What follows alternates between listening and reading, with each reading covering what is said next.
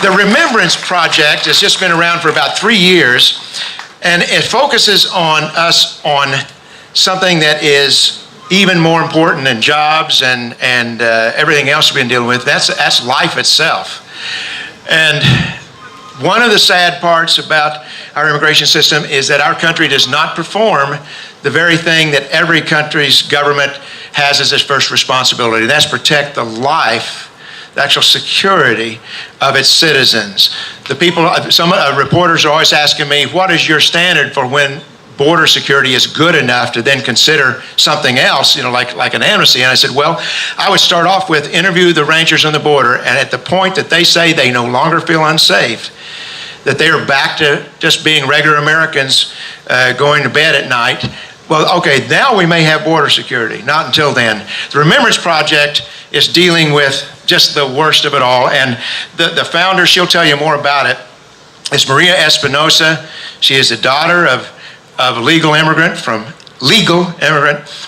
Mexico, and also Laura Wilkerson from Houston. Laura is a small business owner, and both, she is, what is that, 5th generation Texan, I believe you said, Laura.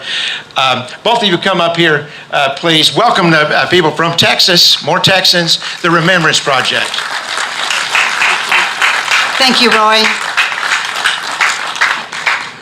I want to say hello to my fellow Eagles out there. I'm president of Houston Eagle Forum and proud to be here, ladies. Thank you very much. Thank you very much for all your work. And Phyllis. Phyllis is a wonderful, tremendous woman. As Roy said, I am founder of and director of the Remembrance Project, a national organization dedicated to bringing awareness to America's most forgotten, the victims killed by illegal aliens. We're dedicated to championing the families and preventing more innocent Americans from being separated from their loved ones. And before Laura speaks, and I know it's very hard for her, so she's just gonna try to gather herself here. I wanna just answer the question that everyone asks of me. Why did I get started? Did I lose a loved one? I did not. And I thank God every day for my little family. And that's why I do work so hard. However, seeing what is taking place across our country and seeing how illegal immigration is destroying our families, my husband and I knew we had to do something. And the fact that my father did immigrate legally from Mexico has a lot to do with it as well, because we are here legally. He instilled the work ethic and assimilation that made this country great. And it's not anything special that anyone's doing. It's just the way it is. This is the American way, and we're losing that very quickly. Now, I met Laura just a few years ago through the Remembrance Project. And Laura's son, Joshua, was brutally murdered. So I'm going to have Laura tell you about what took place. Thank you for having me. As Maria said, my name is Laura Wilkerson, and my husband, George, and I live just outside of Houston, Texas. We've been married 25 years, and we've raised 3 children. Our youngest son, Joshua, was brutally murdered on November 16th, 2010 by a kid who was a classmate of him, and we found out later he was from Belize, brought here illegally by his parents when he was about 10 years old. I'm just going to tell you the story. It's a sad story. If I cry, don't let it bug you. It's part of my daily routine at this point. I hope that it makes you mad, because I think Josh deserved to live, if only because he was an American citizen. It was a typical Tuesday. Josh was in his senior year at high school. He was 18 years old. It was November. He would have graduated in May. He came in the morning as I was getting ready for work, and he said, "Bye, Mom, I'm leaving to go to school." And I said, "Okay, "I love you, Josh." I said, "I'll be home early today. I'll be home about 1 o'clock." He said, "Love you too, Mom." I said, "See ya." Stood there at the door, at the glass door, and watched him get in his truck, go down to the end of the street, and turn, shut the door, and went on to proceed to get ready for work, never knowing it would be the last time I'd see him. About 1:30 that day, I realized I hadn't heard from him. Josh was just kind of the kid. He'd never been in trouble, never a traffic ticket. He always let me know where he was. I texted him and said, "Just let me know that you're okay." I don't know, the mother's instinct, God, something just propelled me that I knew something was wrong. He didn't answer that text, so I became frantic and just started to drive around and look. Went by a couple of friends' houses that I thought maybe he would go to, went by the gym that he went to. Nothing. I looked around for about an hour or two, went by the police station, no wrecks, no in the hospitals. And then I just happened to look up and look to the left, and I saw his truck parked in a parking lot, a strip center by a dumpster. I stopped at it and looked at it. I could tell something was wrong. It had been driven through a field. There were seeds and grass and just out of the ordinary. So I called my husband to come. He came. We called the police. They came. And then in just a few minutes, they asked me over, and they slid open the dumpster next to the truck. And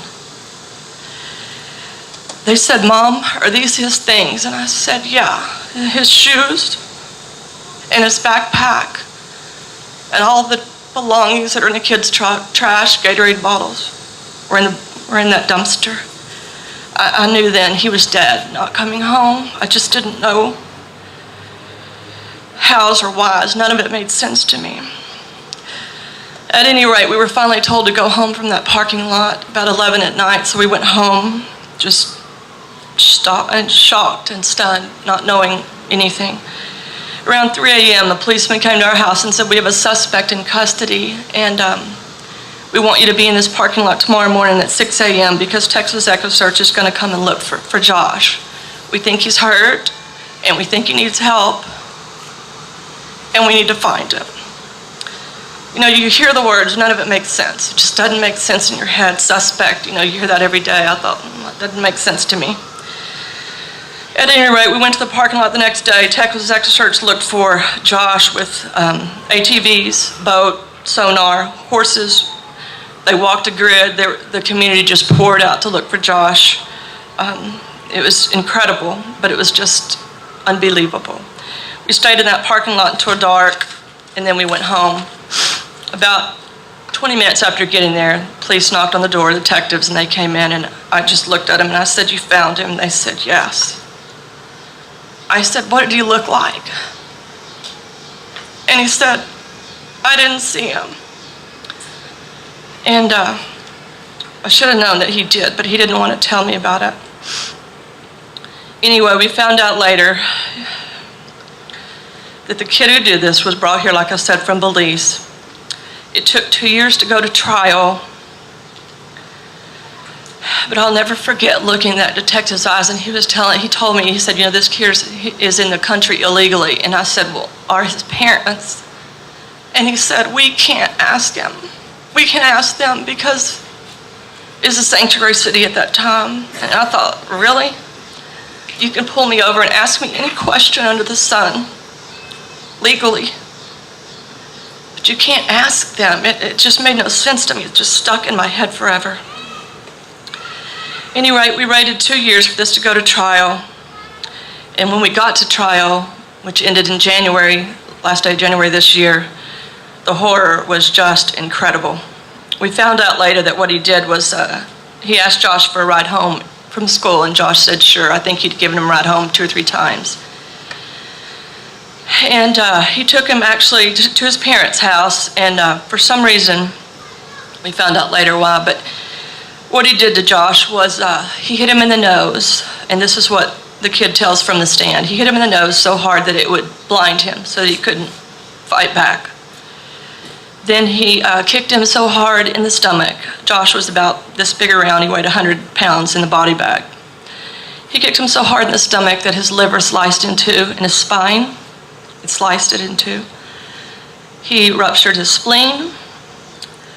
He took a closet rod and beat Josh over the head so hard with it that it broke in 4 pieces. He strangled him, let him go. Strangled him, let him go. Per the medical examiner, it was just torturous. After he finally, after the murder even said when Josh quit having bloody bubbles out of his nose that he knew he was gone, and he tied him up like an animal with about 13 ropes from his neck to the back of his hands, to the back of his feet. And he covered his head with his school shirt, and then he put him in the back of my son's truck. He drove around and he took $2 out of Josh's wallet and he stopped and bought gas. And then he took him to a field and he took his wallet and his school ID out and just placed it by the body. And then he doused him with gas and he set him on fire.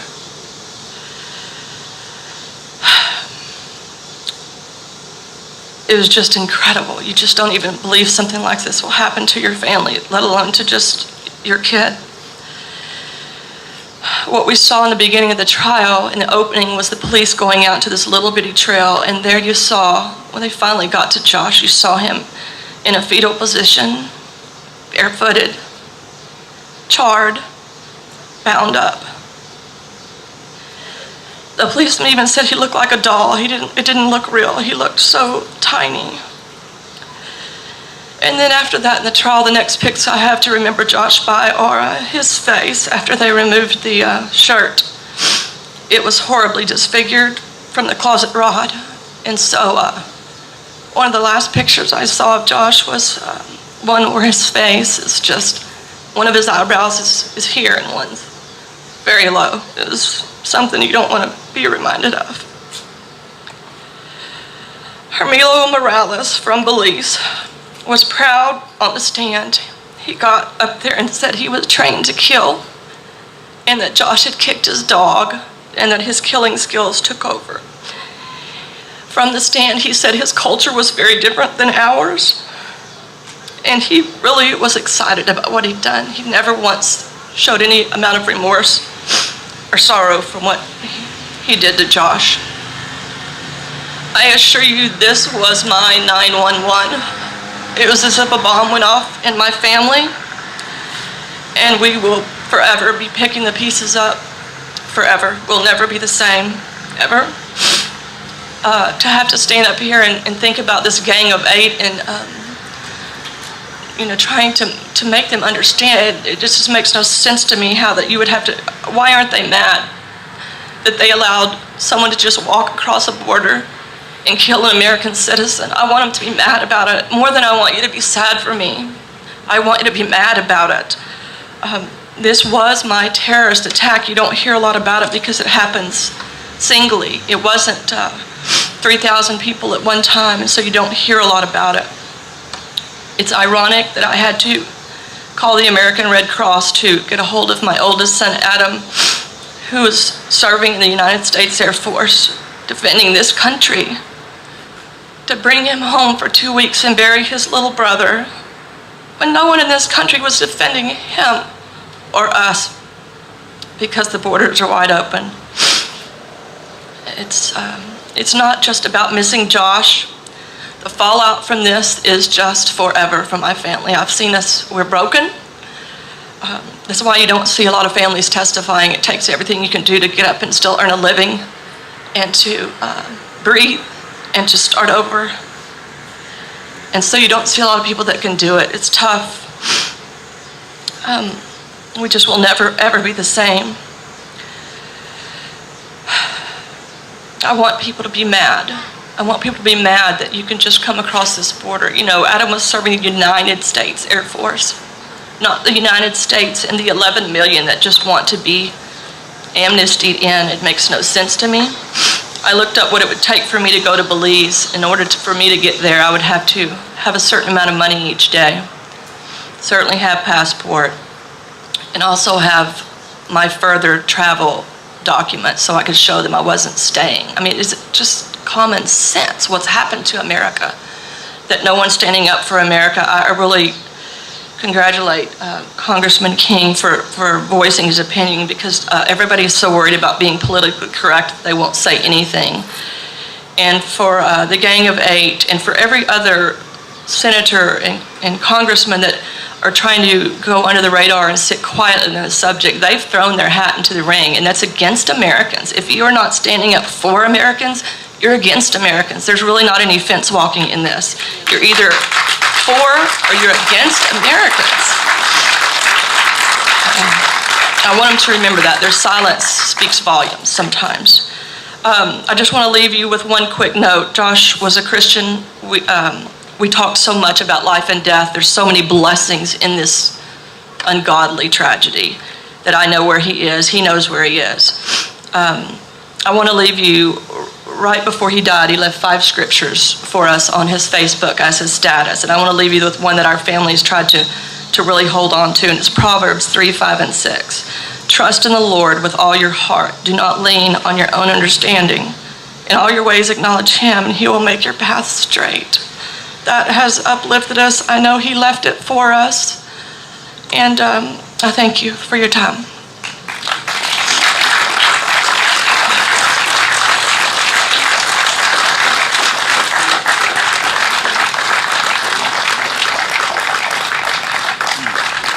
That is why the Remembrance Project exists.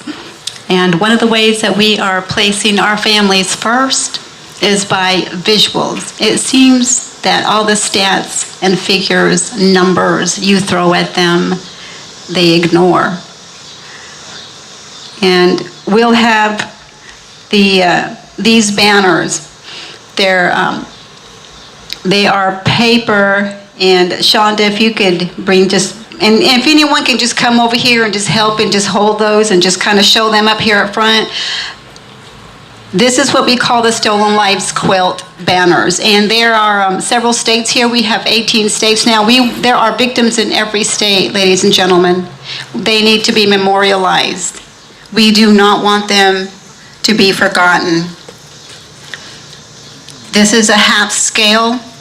The Stolen Lives quilts are 6 foot by 3 foot, and they're made out of fabric, all done digitally. We want to make it easy. We want to make it easy so that every family, every victim is memorialized. And I'll leave with just 3 things. What we are advocating for with the Remembrance Project and also Houston Eagle Forum is, number 1, a message to our leaders is focus on the jobless Americans. Leah mentioned that. Focus on the jobless Americans. Focus on the $17 trillion debt. Focus on upholding the laws. We will not have illegal immigration if they do those simple things. As representatives, they are abandoning their obligations. And for me, for one, I am not going to sit still and allow them to ignore our families. The most important, single most important, the foundation of America is our families, ladies and gentlemen. Thank you very much, Roy and Tea Party Patriots, for inviting us. Thank you. Thank you, you guys. Thank you.